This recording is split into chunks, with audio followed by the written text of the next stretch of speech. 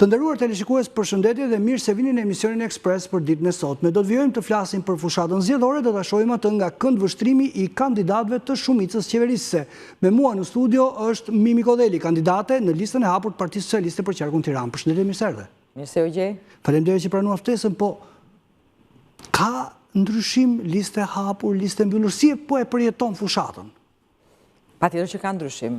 Kodi zgjedhor ishte totalisht i ndryshëm nga gjithë kodet zgjedhor të mëparshëm. Ka pasur një logjik pse ka qenë organizuar në këtë formë. Tashmë është më shumë se sa e ditur që shumë nga figurat e vjetra, do thosha në thonjza të shquara, me eksperiencë do të quajmë. Me eksperiencë do thosha të Partisë Socialiste janë në të famshme listën e hapur. Ne synojmë 19 deri 20 ulsen deputet të Tiranës në parlamentin e ardhshëm shqiptar. Lufta është atje, përpjekjet janë aty. Do të shikojmë më tutje se si do të na rezultojnë rezultatet dhe kush do të jetë kush do të jenë ata persona që do të hynë në këtë deri në fund në këtë listë të hapur për në parlament, por unë personalisht e kam perceptuar krejt qetë edhe në ekuilibër, se kështu më bie që të jetë në fakt, edhe për shkak të eksperiencës, edhe për shkak të njohjeve, edhe për shkak të moshës, po të doni. Kështu që le të jenë më të mirët atje. Po, në fakt është një fushat që ka një slogan që ju vjen deri diku në pjesë më të madhe për shtat. Si ish ministre e jashtme, si ish ministre e mbrojtjes, Shqipëria në bëhen 2030-ën. Sa e kuptojnë, sa e perceptojnë qytetarët një? Në fakt duhet shpjeguar më gjatë, duhet shpjeguar më shumë dhe duhet thënë më shpesh. Ky është një proces i rëndësishëm, mbase më i rëndësishmi dhe ëndra më e madhe shqiptare, e prindërve tanë, mbase e gjyshërve tanë, e jona, dhe nuk shpresoj shumë të mos jetë më ëndra e fëmijëve tanë. Kur them ëndër, dua të them jo që Europa të mos jetë në Shqipëri dhe Shqipëria të përparojë si një vend evropian, por të paktën të ketë në rregull letrat, të ketë në rregull pasaportën europiane, dhe kjo do të thotë shumë, nuk do të thotë vetëm patjetër radha tek polici i radhës në shtetin e radhës, por do të thotë një injektim i rëndësishëm në ekonominë shqiptare i fondeve të Bashkimit Evropian, do të thotë më shumë institucione dhe organizma demokratik, më shumë funksionim i legjislacionit dhe i zbatimit të tij, dhe më shumë reforma. Disa do të vazhdojnë të jenë të dhimbshme, por ne duhet vazhdojmë t'i thellojmë dhe t'i zgjerojmë ato pas më të voglin ndryshim. Pra nuk do t'jetë vetëm një këngë e bukur për të ardhmen e fëmijëve tanë bashkimi me familjen e madhe europiane, po do t'jenë, kjo do të shoqërohet edhe me detyrime, të cilat ne do t'i mësojmë hap mas hapi dhe duhet t'i zbatojmë me rigorozitet ashtu siç vendet europiane bëjnë. Megjithatë, është diçka që nuk varet vetëm nga ne, se edhe në fundit nëse i plotësojmë të gjitha këto detyrime, prap duhet presim një dakordsi nga Bashkimi Evropian. Patjetër, ne dakordsinë e kemi marrë në shumë çka. Fakti që hapim klaster, hapim grup kapituj dhe pretendojmë t'i mbyllim ato për 2 vite, dhe mbas 2-3 vitesh do të jetë vetëm procesi i miratimit në çdo parlament të vendet të Bashkimit Evropian të aderimit të Shqipërisë në BE, flet shumë, madje flet shumë. Gjykoj që në këtë proces, në këtë akselerim, në këtë përshpejtim të proceseve dhe procedurave, rri tashmë Shqipëria dhe Malizi, dhe ndërkohë kemi lënë mbrapa vende të tjera që kanë probleme të politikës brendshme dhe jo vetëm aty rajonale dhe më shumë siç mund të jetë Serbia apo Bosnia Hercegovina apo dhe Maqedonia e Veriut po të doni.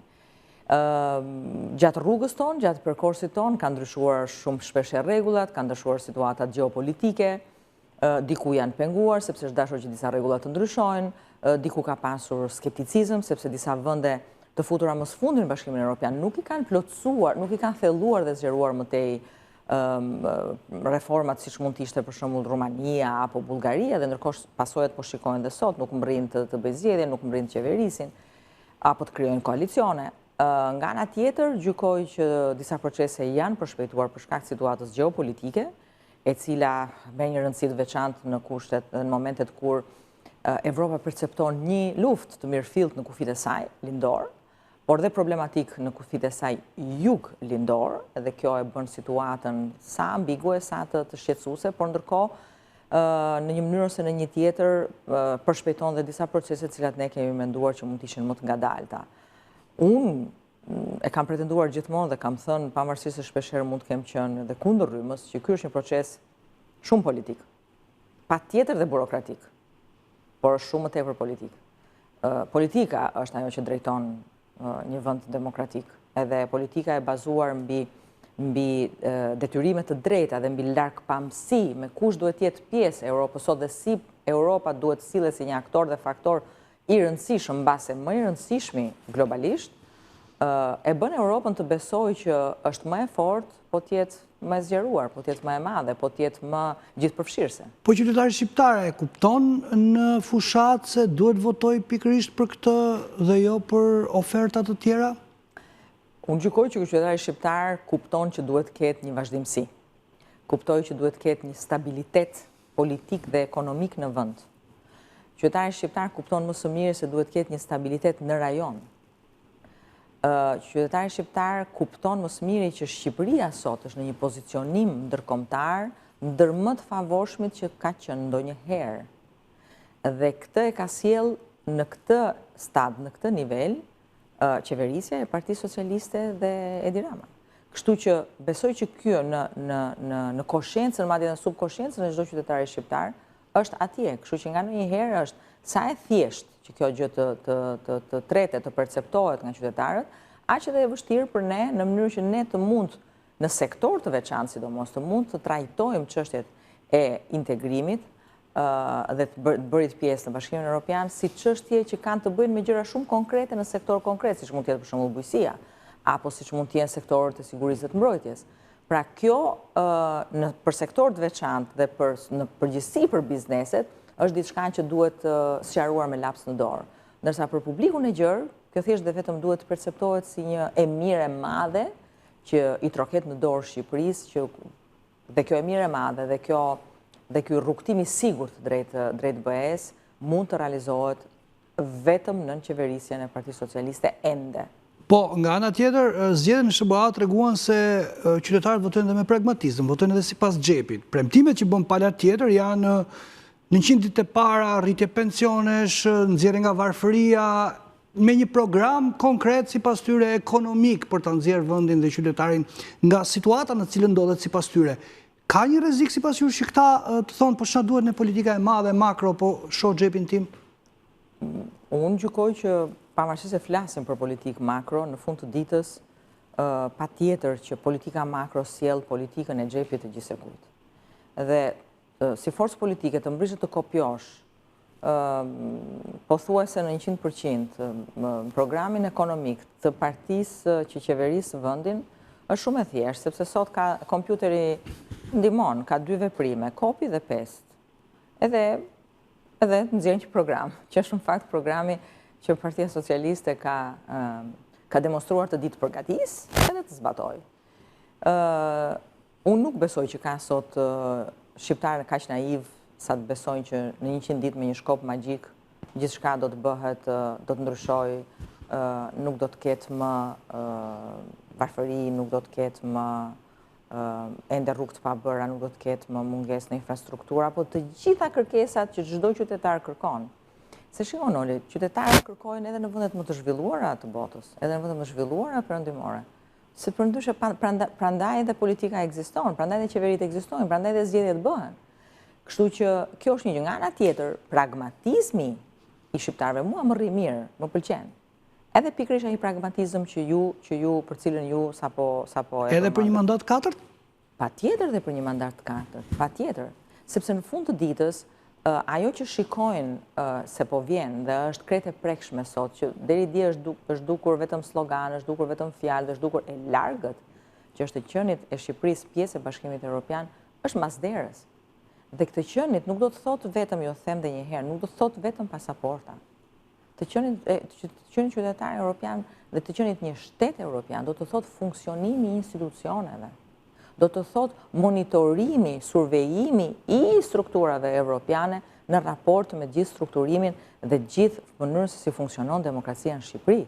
Pra të gjitha këto e bëjnë patjetër pragmatizmin e çdo qytetari shqiptar të prekshëm. Sigurisht që xhepi është një nga gjërat e rëndësishme, por xhepi duhet patjetër të shkojë bashkë me të gjithë funksionimin e të gjithë shoqërisë shqiptare dhe të gjithë institucioneve. Mora unë xhepin, po mund ketë çështje tjera, siguria ushqimore, drejtësia, korrupsioni, do zbuten këto? Patjetër, ne jemi në rrugën e duhur. Jo e shikoni se sa e ashpër në një mënyrë ose në një tjetër është vetë reforma në drejtësi, reformë të cilën ne përgatitëm, ne ideuam dhe ne votuam. Do të vazhdoj të jetë kështu për gjatë, derisa njerëzit kuptojnë që pa zbatuar legjislacionin, pa zbatuar ligjin, pa zbatuar rregullat e shkruara, nuk mund të shkohet asgjë kundi. Por kjo është një gjë që do mësohet, është një proces, është një dialektik, nuk mund të jetë një gjë e dhënë një herë për gjithmonë. Është e njëjta gjë, besoj që e kam shprehur edhe me ju, është e njëjta gjë që i ka ndodhur, ju them një shembull, forcës armatosur ose Ministrisë së Mbrojtjes ose vetë Shqipërisë kur u fut në NATO në vitin 2009.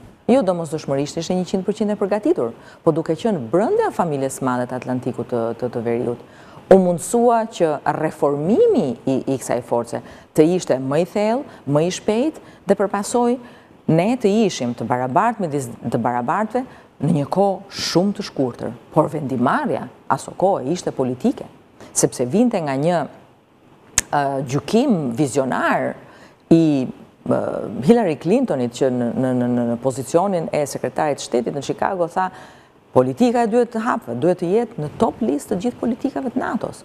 Ku jemi ne sot? Ne jemi shtuar shumë të tepër, kemi siguruar një mbrojtje dhe bashkëpunim shumë të gjerë se mos harroni. Pa siguri nuk mund të ketë as xhep, as ekonomi, as bujqësi, as mirëqenie, as asnjë gjë. Dhe më lejoni vetëm për publikën të them diçka, ndofta një kuriozitet në thonjza, po që është shumë i trisht. A e dini ju që njerëzit kanë qenë duke pirë kafe në Kiev kur kanë parë avionët duke bombarduar qytetin? Kanë qenë duke bërë të njëjtën gjë që bëjmë ne sot? Pra, ty vetëm kur të mungon kjo që ti kupton që ka disa prioritete dhe gjëra të rëndësishme, më shumë se sa ato të përditshmet ose ato të familjes tënde, të cilat ti shpesh herë i eliminon se mendon që tjetër kush është duke me të drejtë është duke u marrë me çështjet politikës madhe apo të sigurisë. Kështu që gjërat kanë ndryshuar, ka një dinamik tjetër gjeopolitika, ndaj duhet t'i japim rëndësinë që duhet çdo faqe e kapitulli, çdo grup kapitulli dhe çdo faqe të politikës jon të brendshme, patjetër dhe të jashtme, që na çon ne në mënyrë të sigurt dhe me hapa të sigurt drejt rrugës BE-s. Kësaj radhe këto zgjedhje janë dhe pak politike jashtme në raportin me 250.000 apo çerek milionin shqiptarë që do të votojnë atje ku jetojnë. Ata janë ndërkohë pjesë e Europës, po sa rëndësi merr vota e tyre kësaj radhe dhe sa mund të parashikohet ajo votë? Në fakt është e bukur kjo gjë, është një kërkesë e kahershme e diasporës për të pasur një zënë kapitull si njerëz që pavarësisht se jetojnë jashtë vendin e tyre, qytetin e tyre e kanë në zemër. Edhe unë kam qenë një ndër personat që kam bërë në basën e të voglin time një pjesë, kam luajtur një rol të rëndësishëm në kuptimin që duke qenë kryetare e Komisionit Politikës Jashtme, kemi një nën komision të diasporës, përpasoj kemi qenë në kontakt me të gjithë organizmat dhe organizatat që janë ngritur nga diaspora për të funksionuar për të transmetuar opinionet edhe kërkesat e tyre, kudo ku qytetarët shqiptar jetojnë. Thënë kjo, mendoj që sot që flasim, diaspora do të ketë një zënë kapitull edhe në raport me kush do të drejtojë nesër vendin, simbas survejimeve tona, opinioneve tona apo të dhënave që ne kemi, besoj që mbi 50% do të votojnë Partinë Socialiste.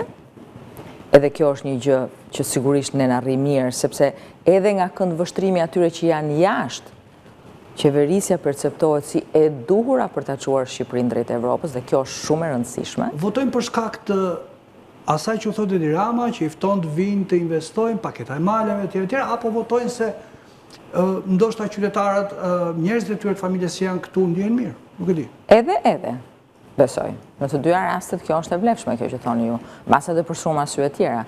Po perceptimi europian apo perëndimor i tyre është shumë i rëndësishëm, sepse ata duke qenë në një vend që funksionon pak më ndryshe, kryesisht në vende perëndimore të zhvilluara, kuptojnë që jo vetëm rruga e Shqipërisë drejt Bashkimit Evropian është një rrugë pa kthim, por gjykojnë që kjo qeverisje, me gjithë në mandatin e vetë 4, është e vetmja forcë që do mund të ta çojë Shqipërinë deri në fund të misionit të saj 2030 nga njëra anë dhe nga ana tjetër, edhe ajo që thatë ju, kanë kontakte të vazhdueshme me njerëzit që janë këtu dhe besojnë fort që kjo gjë do të ndodhë, pra që Partia Socialiste do të fitojë zgjedhjet. Madje, ju shtoj diçka, madje, në përqindje, në vlerësimin ton, mas vlerësimeve tona, në përqindje, ata që janë shqiptarët e diasporës votojnë më shumë Partinë Socialiste me që votohet në brenda vendit, sepse mbase brenda vendit e di pragmatizmi i çon njerëzit të jenë në një moment ose në dy momente të pa kënaqur me. Se kam frikë se njerëzit që janë këtu i heqin nga puna apo presin këtë apo atë. Nuk kam asnjë koment për këtë komentin tuaj për opozitën, kështu që jo, kalojmë te pyetja. Jo, unë thash çfarë versioni kanë ata. Kalojmë te pyetja tjetër të lutem. Megjithatë, do të ndalim pak e Tirana. Tirana është sa lokale, po aq edhe e madhe, betejë për Tiranën është 1/3 e Shqipërisë, po ju e njihni Tiranën mirë, keni qenë në kryetar bashkie, keni prefekte e qarkut. Çfarë ka nevojë Tirana sot? Tirana sot gjykoj që ka nevojë për më shumë menaxhim. Është transformuar në një metropol shumë të madh. Dhe kur them menaxhim, them që duhet kthyer më shumë vështrimi, vëmendja drejt qytetarit thjesht. Shërbimi publik është një gjë që duhet përmirësuar. Qytetarët që janë në nevojë dhe që janë në minorancë duhet të jenë më në qendër të politikave, pavarësisht se ka politika sociale, janë përmirësuar çerdhet, kopshtet, pafundësisht, pa folur për shkollat, pa folur për spitalet, pra gjithmonë janë njerëzit në nevojë, kryesisht spitalet, çerdhet, apo të pamundurit, apo ata që duhen trajtuar në mënyrë të veçantë. Ka akoma shumë nevojë, sepse presioni i njerëzve që vinë në Tiranë, dhe mos harroni që Tirana shtohet me 30 deri 35.000 banor çdo vit.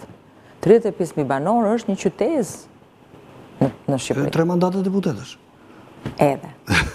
Pra, e gjithë kjo e bën të vështirë menaxhimin, por në mënyrë absolute jo të pamundur. Dhe unë gjykoj që ne mbase duhet, e di, Noli duhet ta ndihmojmë më shumë Tiranën si politikë e qendrës.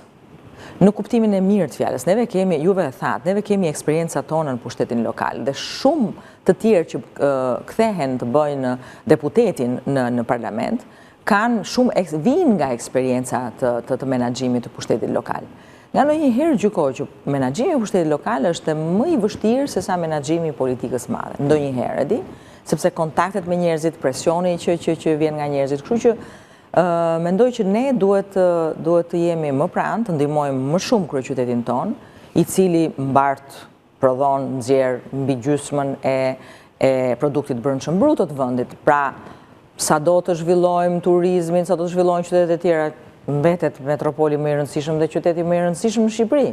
Kështu që e gjithë kjo e bën sa të thjeshtë në një mënyrë, aq edhe të vështirë për të menaxhuar. Kështu që gjykoj që mbase unë nuk e di, gjithse kush ka eksperiencat e veta, po në atë kohë kur unë isha nën kryetare, ne kryetarët e njësive i kishim të zgjedhur. Edhe sot janë të emëruar. Mbase gjykoj që një gjë që më vjen në mendje për shkak të pyetjes tuaj, që duhet kryetarët e njësive ose të mini bashkive që kanë qenë dikur të rikthehen në të zgjedhur, sepse kështu do të ishin më pranë publikut. Do të thotë një mini reformë territoriale vetëm për kryeqytetin, ndoshta edhe për Durrësin, me që pompoj me fort Durana. Po, mund të ishte një gjë. Për mua ka funksionuar më mirë, sepse njerëzit e zgjedhur direkt janë më nën presion, le themi, pozitiv nga publiku se sa kur ti je i emëruar. Pavarësisht se njerëzit e emëruar, administratorët bëjnë punën e tyre, kanë bërë punën e tyre normalisht, por kjo nuk i heq asnjë vlerë administratorëve të sotëm, por dua të them që mund ta rishikonim këtë si projekt të ardhshëm.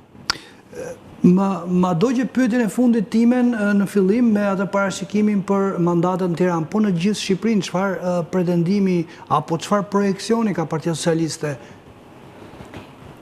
Projeksioni shumë pozitiv, ne do të fitojmë zgjedhjet.